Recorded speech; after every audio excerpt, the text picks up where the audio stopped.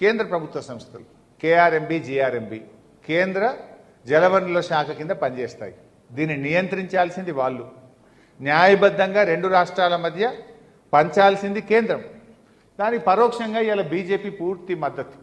పునర్విభజన చట్టంలో నిబంధనలను ఆంధ్రప్రదేశ్ ప్రభుత్వం తుంగలో దొక్కుతుంటే నియంత్రించాల్సిన కేంద్రం నిధులిస్తూ తెలంగాణకు ద్రోహం. ఎందుకు ఈ మాట అంటున్నంటే, ఇలా పోలవరం బనకచెర్ల ప్రాజెక్టుకు సాయం చేయండి, ఇక్కడ చూస్తే మీరు సిఆర్ పాటిల్తో కలిశారు, పీయూష్ గోయల్తో కలిశారు అని ఇదంతా మనం న్యూస్ ఐటమ్ ఉంది. అయితే దీన్ని ఎవరు నియంత్రించాలి?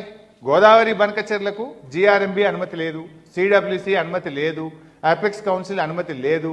నీకు అసలు గోదావరి జలాల్లో ఫ్లడ్ వాటర్ అనే కాన్సెప్టే లేదు. నువ్వు ఎట్లా కడతావు? దీన్ని ఆపమంటావా? వీళ్ళు ఉల్టా ఏం చేస్తారు, ఇంకా 50% మీకు అదనపు నిధులు ఇస్తాం, 50% అదనపు అప్పు తెచ్చుకోవడానికి పర్మిషన్ ఇస్తామని ఢిల్లీ ఇవాళ బీజేపీ వాళ్ళకు పూర్తిగా మద్దతు ఇస్తుండ్రు.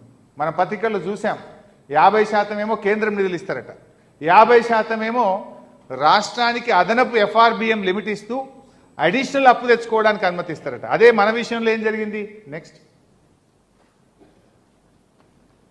ఇప్పుడు ఇక్కడ కాళేశ్వరం ప్రాజెక్టు కోసం మనము ఆర్ఈసి, పిఎఫ్సి నుంచి అప్పు తెచ్చుకుంటే మీరు ఎఫ్ఆర్బిఎం కంటే అదనపు అప్పు తెచ్చారని చెప్పి మనకేమో రికవరీ పెట్టిండ్రు.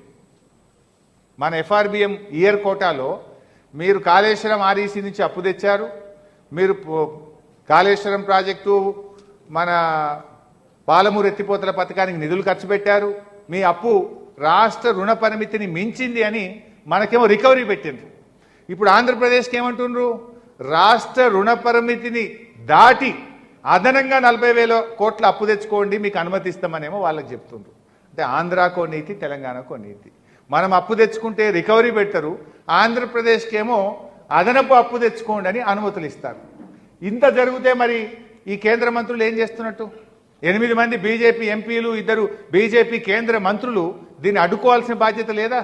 రాష్ట్ర ప్రయోజనాల్ని కాపాడాల్సిన బాధ్యత లేదా? రాష్ట్ర హక్కుల్ని కాపాడాల్సిన బాధ్యత వాళ్ళకి లేదా? ఇవాళ రాష్ట్ర ప్రజలు కూడా ఆలోచిస్తున్నారు. ఇంతమంది 2 కేంద్ర మంత్రులు, 8 మంది ఎంపీలు ఉండి ఏం లాభం అనేటువంటి ఈరోజు చర్చ జరుగుతుంది. ఇంకో ఇంపార్టెంట్ పాయింట్, మీ అందరూ 200 అనుకుంటున్నారు. వాళ్ళు ఒక డిపిఆర్ ఈ మధ్యనే ప్రిలిమినరీ ఫీజిబిలిటీ రిపోర్ట్ను వారికి ప్రజెంట్ చేసినారు. కేంద్రంలో సిడబ్ల్యూసికి ఇచ్చారు ప్రిలిమినరీ ఫీజిబిలిటీ రిపోర్ట్. అందులో చూస్తే 400 టీఎంసీలు తీసుకుపోతామంటారు. ఇప్పుడు దోసవే, ఫ్యూచర్లో 400. ఆ 400 కోసం ఇప్పటి నుంచే మేము తవ్వే టనల్లు కానీ కాలువల సైజు 400కు తవ్వుతామని రాసింది. అందులో మీరు అది చదివి వినిపిస్తాం మీకు. Reservoir is 173 TMC and live storage is 152 TMC and there is a scope to increase it up to 300 to 400 TMC to cater the future needs. The gap-wise details are as tabulated below.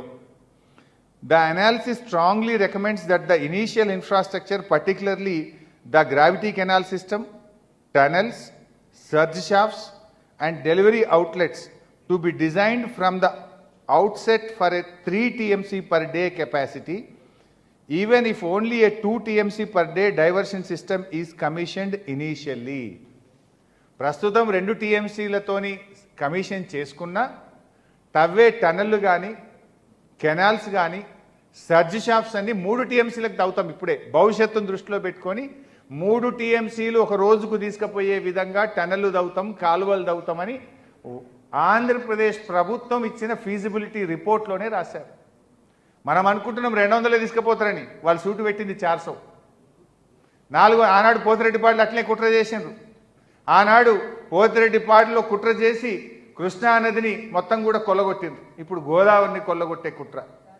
చెప్పేది దోసవు, ఇప్పుడు 400కు already టన్నులు తవ్వుతున్నారు. 3 TMC per డేకు రంగం సిద్ధమైంది. చెప్తున్నది 2 TMC per day, కానీ వాళ్ళ డిపిఆర్లో వాళ్ళ feasibility రిపోర్ట్లోనే చెప్పారు 3 TMCలు ఒక రోజుకు తీసుకుపోయే విధంగా మా పనులు జరుగుతాయి అని. ఫైనల్లీ బీఆర్ఎస్ పార్టీ డిమాండ్స్, ముఖ్యంగా కిషన్ రెడ్డి గారు, బండి సంజయ్ గారు ప్రధానమంత్రితో మాట్లాడి ఈ అక్రమ ప్రాజెక్టును అడ్డుకోవాలని చెప్పి మేము విజ్ఞప్తి చేస్తూ ఉన్నాం. ఎందుకంటే ఈ నెలాఖరులో వాళ్ళు టెండర్లు పిలుస్తున్నారు. నెలాఖరులో టెండర్లు పిలిచి జూలైలో వాళ్ళు పనులు ప్రారంభించబోతున్నారు.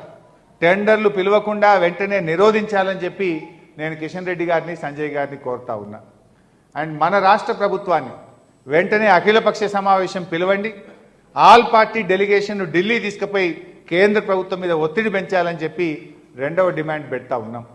మూడవ డిమాండ్, అసెంబ్లీ స్పెషల్ సెషన్ పెట్టండి. రేవంత్ రెడ్డి గారు చాలా స్పెషల్ సెషన్లు పెట్టింది కదా మీరు.